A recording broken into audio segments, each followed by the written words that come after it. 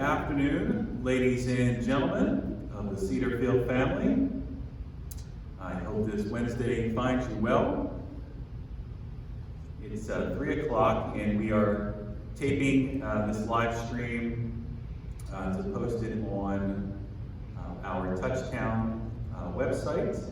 So those of you that are listening this evening, thank you for tuning in. The format of today is really just me and Margaret. Margaret has some words of spiritual health towards the end. I'd like to go over a couple things. One is the COVID-19 communication outline that we've been talking about all week, just to go over some particulars of that communication. Secondly, I would like to talk about the letter that we distributed to the residents this morning. We posted that letter on our website and on our Touchtown account as well. So folks that are near and far can read that letter as well, but we'll highlight some particulars of that. And we have a couple of administrative updates, and then we'll go right into some words of spiritual health from Margaret. So I'll start from the top. COVID-19 communication. This has been a theme this week, just to talk about the particular items that we will continually review with residents and team members and families, just so that we're all on the same page. But more importantly, the main piece to the COVID-19 communication has to talk about our preparedness plan and the evolving nature of it, so that people understand what we're doing and how we're evolving, how we're changing systems and processes to meet the current need of the campus. So last week we went over some very specific particulars of that preparedness plan. And tomorrow, during tomorrow's live stream, I'm again going to talk about some things that happened over the last few days, which has caused us to go to a next level within our preparedness plan in concert in working with the Department of Health. So we're going to talk a lot about that tomorrow. So the first point of our communication around COVID-19 has to do with our preparedness plan. Secondly, has to do with disclosure of information to residents and families and team members. I had said yesterday that we will share a cumulative number of residents and team members who have been tested and update the number of confirmed COVID-19 tests results regularly. So I had said that over the past 2 days. So here's our first report. We have, to date, since we've started this worldwide pandemic, we, back in March 6th of preparing for this pandemic, we have had 3 residents tested. We've had 2 residents who have tested positive. We've had 5 team members that have been tested. And so those are 3 data points for our statistics that people are interested in. Again, we are not disclosing the person's name, their age, their sex, their health status with anyone. We believe that that information is private and confidential. The third bullet point within our COVID-19 communication talks about our relationship with the Department of Health. We will continue to work with the local health district to test newly symptomatic residents and institute quarantining procedures as directed by the Virginia Department of Health, as directed by our preparedness plan, and as outlined with some protocol given the Center for Disease Control. The fourth data point within our communication plan has to do with team members. Team members who are tested positive will not be permitted to return to work until they're released to return to work by a physician and or after a quarantining term of 14 days. Fifth, once we have a confirmed case of COVID-19, as we've done now on 2 occasions, we will continue to communicate to the residents, their families, and team members about that confirmed case. So during our first confirmed case, we placed a memo out to the residents and the Cedarfield family, and we did so today. And any other confirmed resident case, we will do that accordingly. And then the sixth thing that has to do with our COVID-19 communication plan has to talk about the unfortunate event where someone who has maybe tested positive for COVID-19 diagnosis passes away. We are going to continue to use our processes that Florence and Trish and Margaret and Annie Van Hook have already put in place and utilize those traditions to announce the news of deaths, as has been the tradition at Cedarfield yesterday, last week, last month, or the last 24 years. Out of respect to the residents and their families and their loved ones, we will not be sharing information related to the death of any residents with the news media. Now is the time not the time to disrespect the privacy and confidentiality and family commitments by making general public announcements, but to let people know, as we have always when we have lost a resident, go through, like I said, the traditions of Cedarfield and celebrate a life once lived here and not get into the specifics of why people pass away. So that's our communication plan. We are 100% focused on doing everything we can to maintain a safe environment, an environment that has adapted services and practices right now to keep you safe, to keep you healthy, to keep you alive.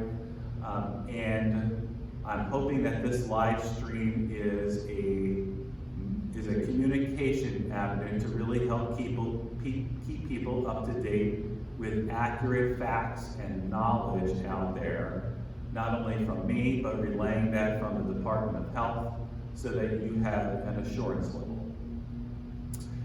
So that's our communication plan. That's been our strategy here over the communication strategy that I wanted to communicate over the last 3 days.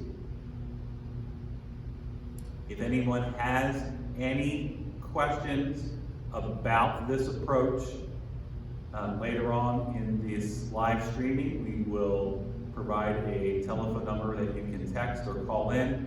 If you can't make the text or the call during this next 60 minutes, please feel free to contact the administration suite, and we will answer your questions accordingly and as timely as we possibly can.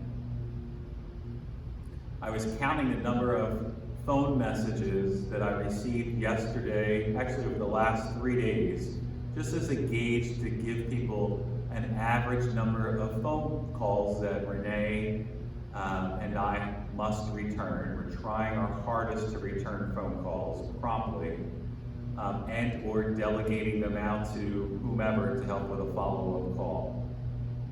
So on average, within the administration suite, we receive about 225 calls a day. And we know that information is really important and people want answers to questions. So we're trying our hardest to get back to you. Those of you that have sent in calls that are affirmative calls, calls that are trying to uplift the administration suite or other, helping us send messaging to other team members. We appreciate it.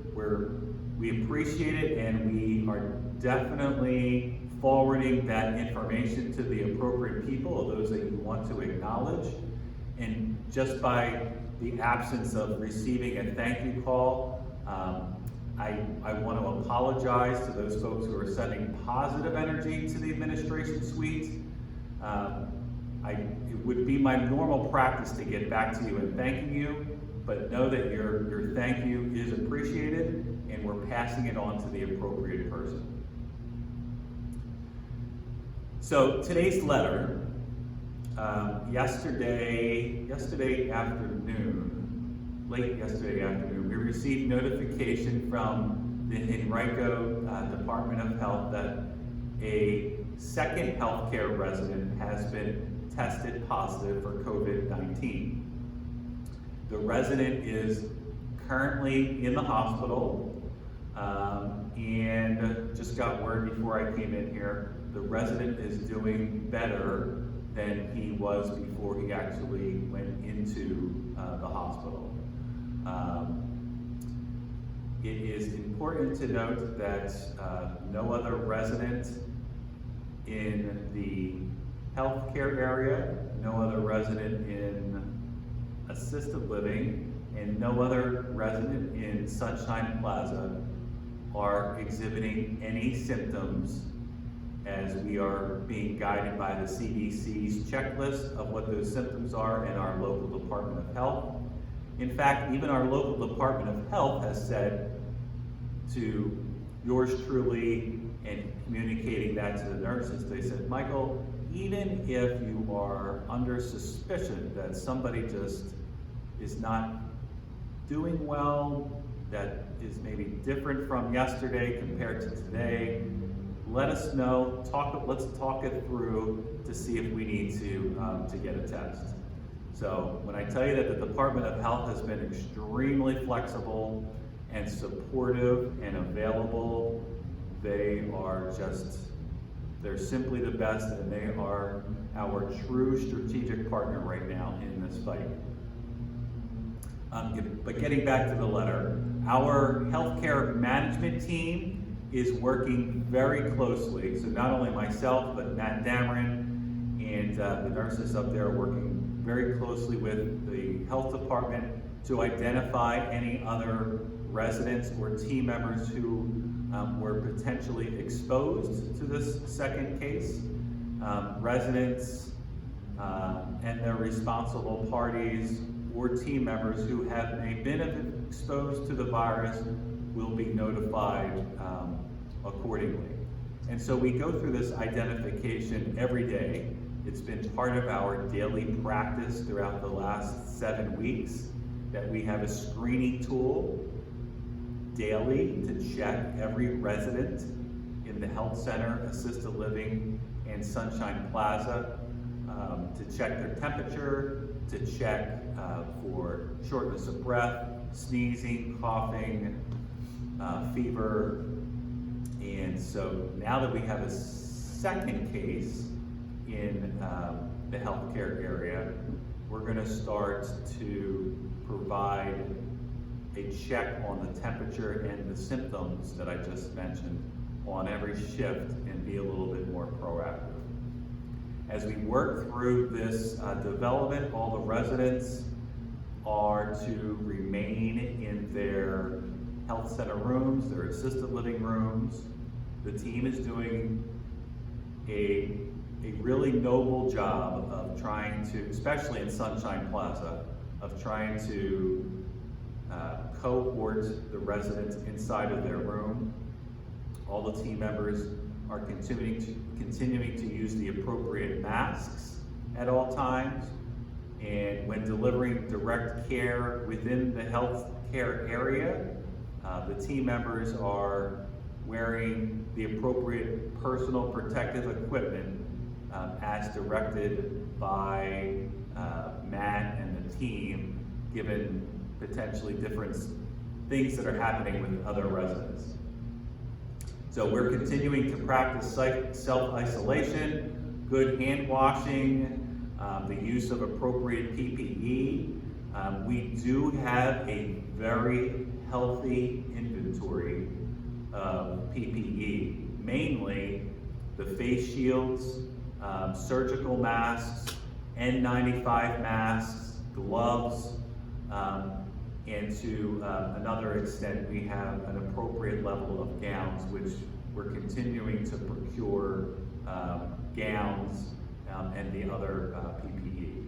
Additionally, all the team members are using specific entrances. This was a big thing for the Department of Health, that when we cohort the 3 levels of care into 7 neighborhoods, that those 7 neighborhoods have 7 different entrances, so that those team members are specific to that neighborhood, and we're not cross-pollinating those team members into different neighborhoods, so that as we have situations come up, we can start to further isolate residents and team members and start really working on aggressive surveillance within those specific neighborhoods, which is what we're doing right now up on the 4th floor in one particular neighborhood.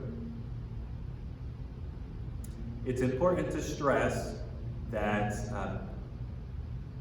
across this whole campus, visitor restrictions will remain in place. I've been asked to open up the dining venues, and we're not doing that right now. Group events and programs will continue to be canceled as recommended not only by the Department of Health, but the governor.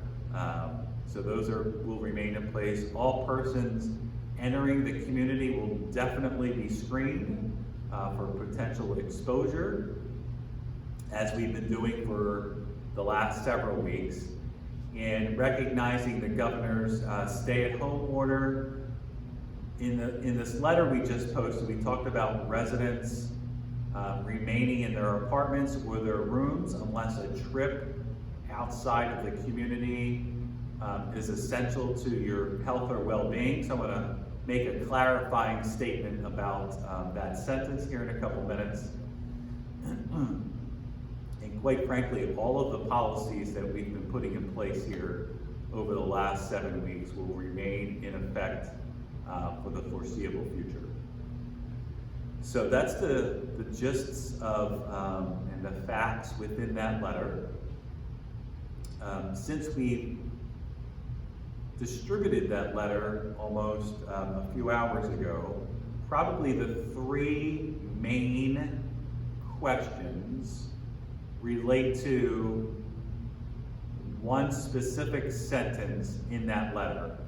And the sentence, as I just read, was, recognizing the governor's stay-at-home order, residents must remain in their apartments or rooms unless a trip outside of the community is essential to your health and well-being.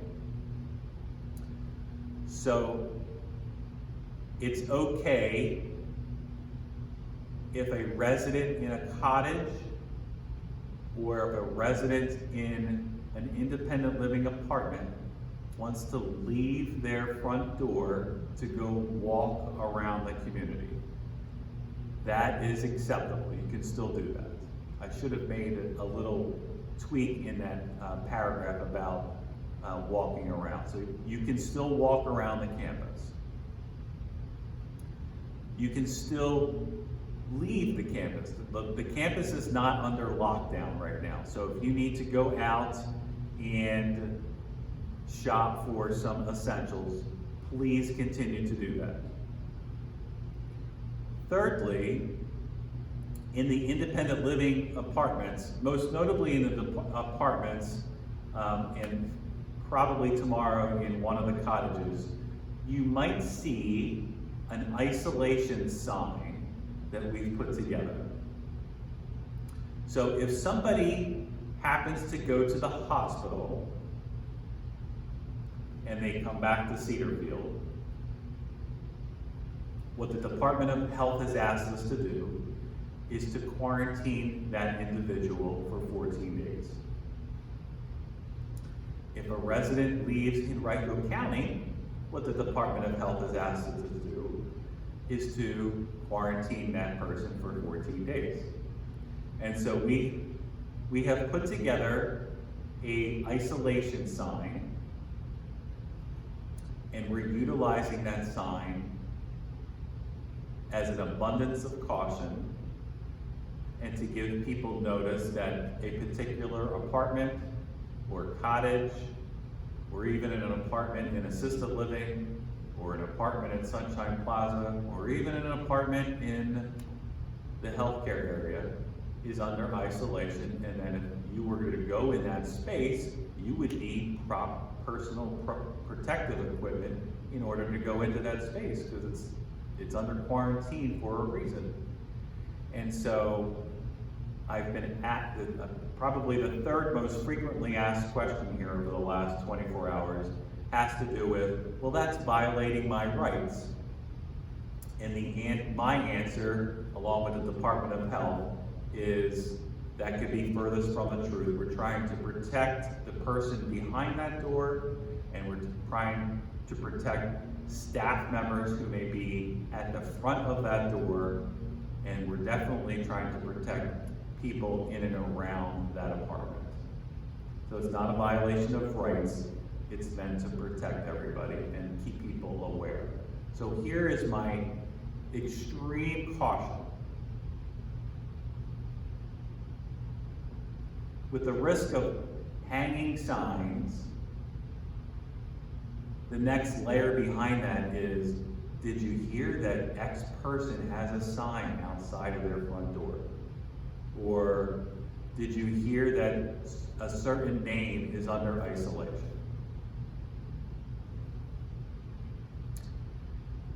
So I cannot ask you enough right now.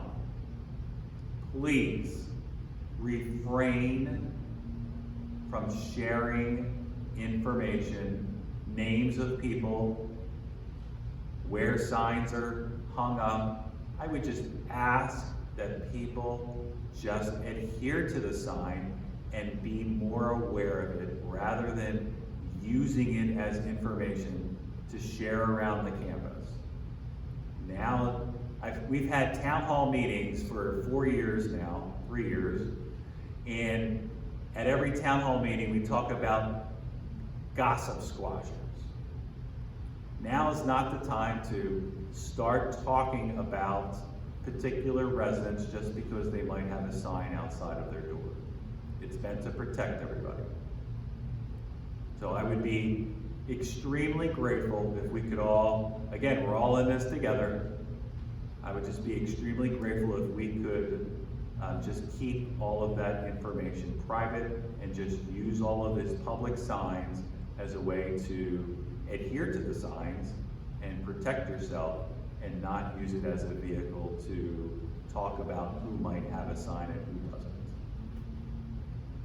Okay, so that is today's memo. If anybody has any questions, I'll post our telephone number here in a couple of minutes. Hopefully everybody had a chance to read Chris Henderson's memo. Our Chief Executive Officer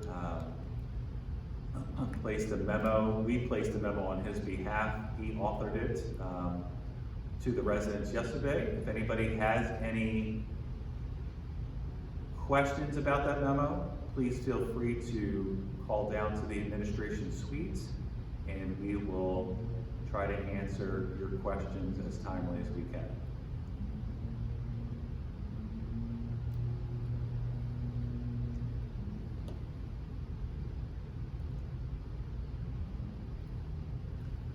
Another frequently asked question, and I think on Monday or Friday we made this announcement that we were looking at how can we make housekeeping services available.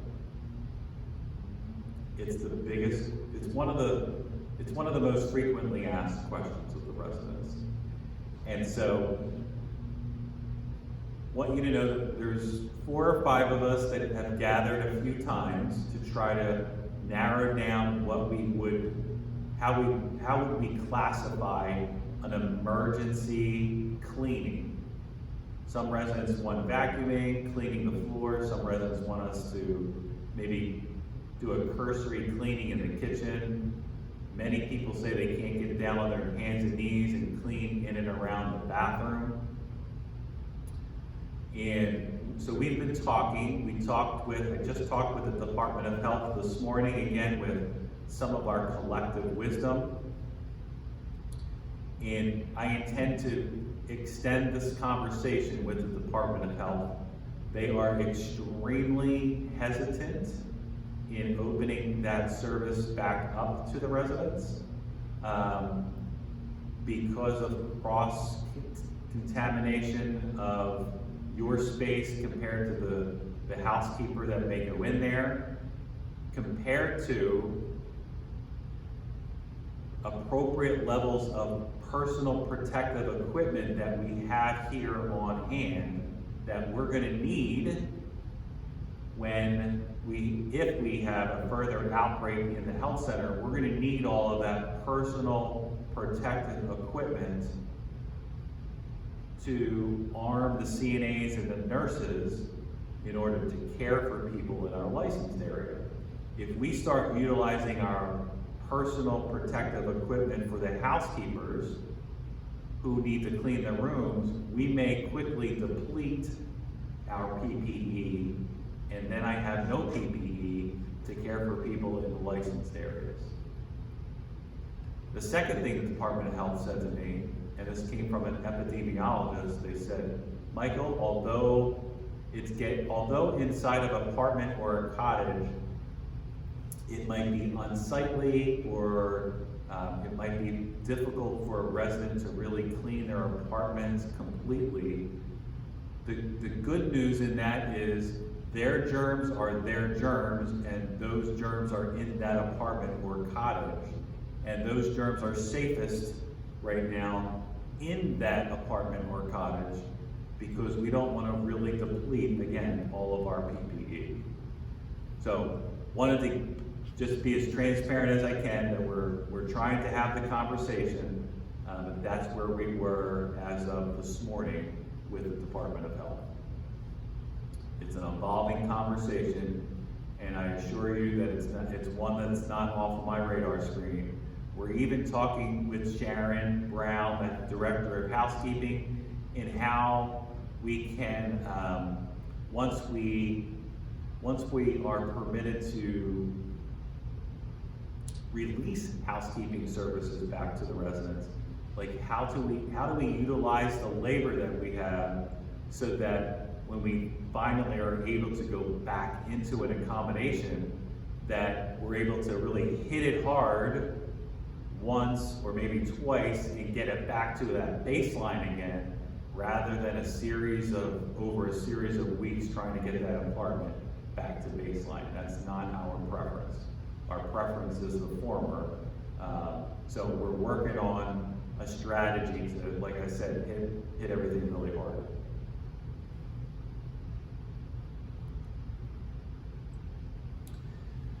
So those residents that are living in the licensed areas, in healthcare, assisted living, or Sunshine Plaza, if you're tuning into this, I just want to give you some advance warning.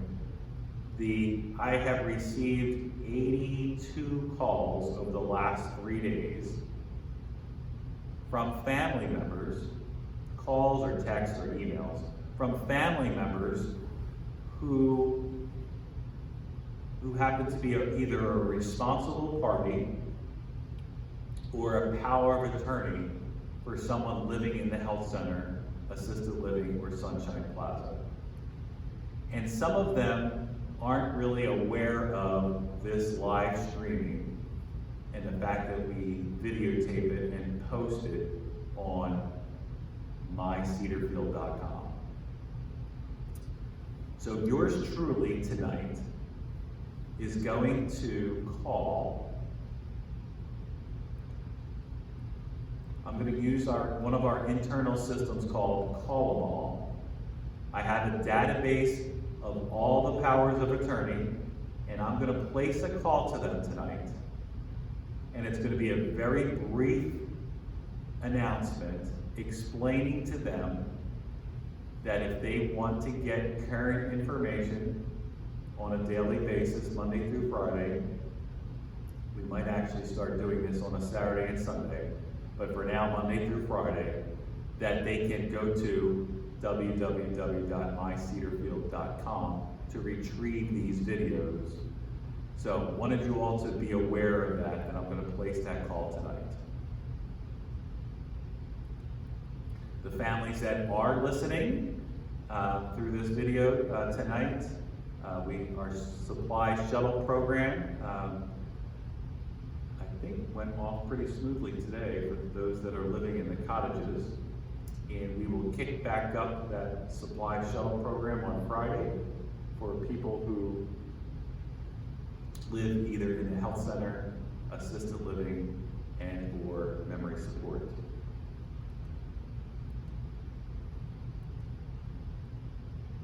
Okay, it's approaching 3:30. I know I've been talking here for 30 minutes. So if anybody has any questions right now, if you could text them to me, that would be great.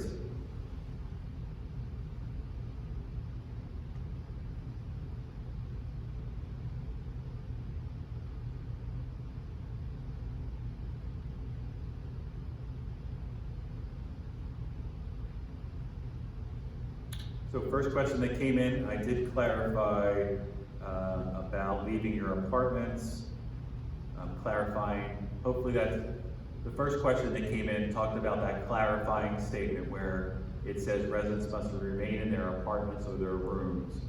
And if you wish to walk around the campus, please do so.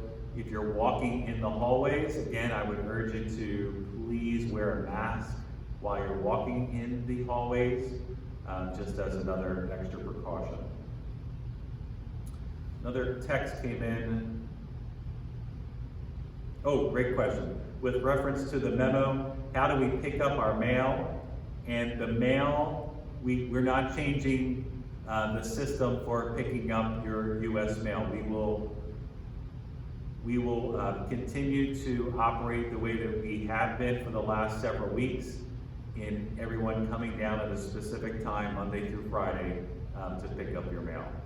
Actually, when the epidemiologists were here on Monday, we were reviewing with them how's the U.S. mail pickup going, and we reviewed with them our practice. I actually typed it up for them on Tuesday and sent it to them. They were very pleased to see that we are in compliance with their recommendation, and additionally, they wanted to use that best practice of how we have somebody outside of that the boxes with specific times. They're going to forward that to other retirement communities here in Rikers County as a best practice for them to strongly consider, since others aren't doing as a good job in Cedarfield. Another question came in.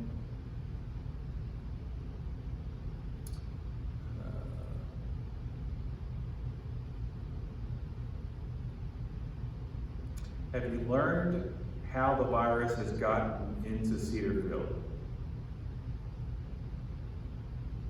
So we have not learned that yet.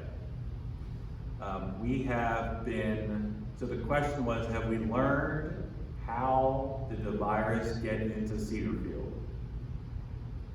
And we have not. We've been tracing it, but we have not clarified how the virus got into Cedarfield.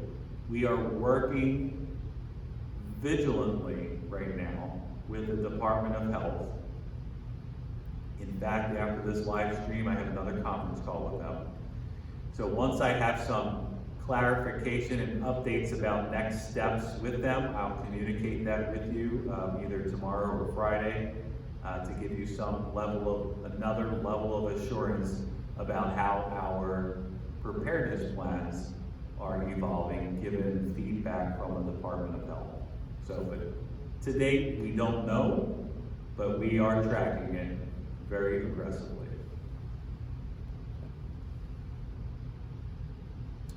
And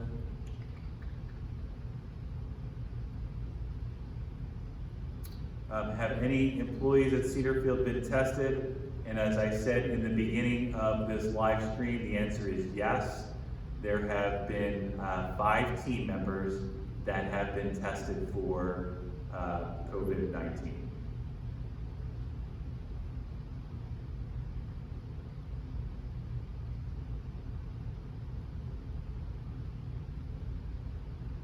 Okay, I don't see any other texts coming in. If anybody has any other questions about this live stream, about the memo that we posted today, about Chris Henderson's memo we posted yesterday, please feel free to contact the administration department, and we will get to you just as soon as possible.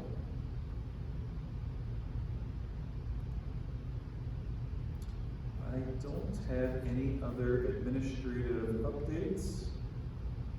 Eddie, do you have any updates? Nope. Just one more clarifying point. We all have a role and a personal responsibility. Everyone is part of the solution. So I'm just asking that we take our own self-accountability to another level now. Now that we have 2 particular cases, and every one of us, if we're doing our part, as we've said all along here over the last 7 weeks, this is not just a worldwide pandemic, it's a community-based pandemic, and it's a local pandemic, and now it's specific to Cedarfield.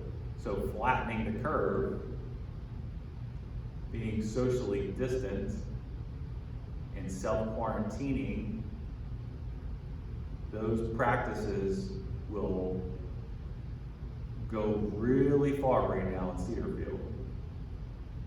And so if you see team members, if you see residents not practicing social distancing, or self-quarantining, or you see something that just doesn't comport with what we're trying to do here in order to flatten the curve, please feel free to call the administration suite. I will confidentially take your information and work with it with however that information comes our way, and providing a solution for people. So with that in mind, Margaret, you ready? Margaret is here to provide some words of some spiritual help. Thanks, Michael. Hi, everyone. It's my privilege to be here today to offer closing words to Michael's update. It seems that right now many aspects of our day can be very overwhelming in some fashion. A sense of anxiety can easily bubble to the top. We worry about unknown factors. We're fearful for our health and for the health of others. We may feel alone in whatever level of isolation we are participating in, and we may know people who are very sick. And while all of this is happening around us, God is waiting patiently out there for us to turn to Him. While we know He is there and we seek His comfort, we may not always know where to begin, because there is so much to say these days. Many things are more easily managed when broken down into smaller parts.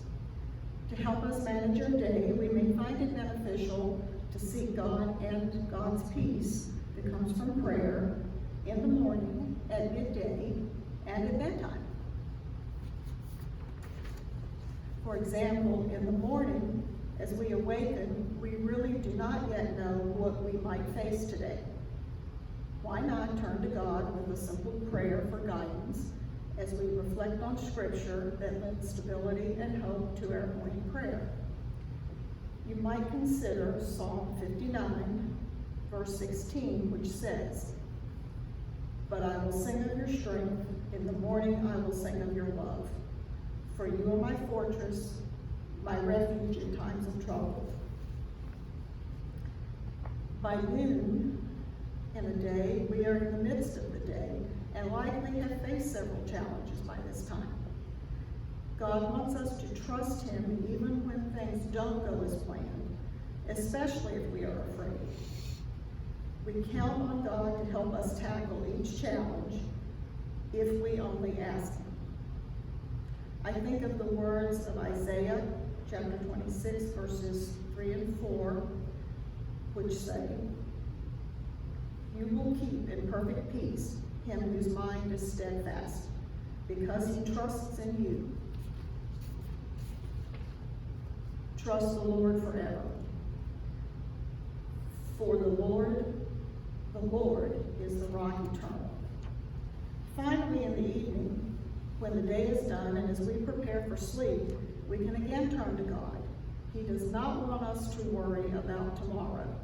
He wants us to trust Him to guide and protect us each day. Psalm 127, verse 2. God invites us to rest our heads, sleep in His peace, and dwell in His safe refuge. In vain you rise early and stay up late, toiling for food to eat, for He grants sleep to those He loves. I hope you will consider seeking God's gift of peace morning, noon, and at night. Let us all pray together now. Gracious God, thank you for each new day and the invitation to come to you in prayer at any time of that day. Though we do not know all the challenges we may face, we do know that you are with us in the morning when we awaken, in the middle of our busy or not so busy day, and in the evening as we prepare to rest for the night. Thank you for providing our hope, our strength, our comfort, and our peace for the day. And thank you for being our safe haven and refuge during any storms we may encounter. We ask for your healing power for those who are sick, and we ask for your continued guidance, protection, care, and comfort for all your children. For all good gifts and daily blessings, we give you thanks.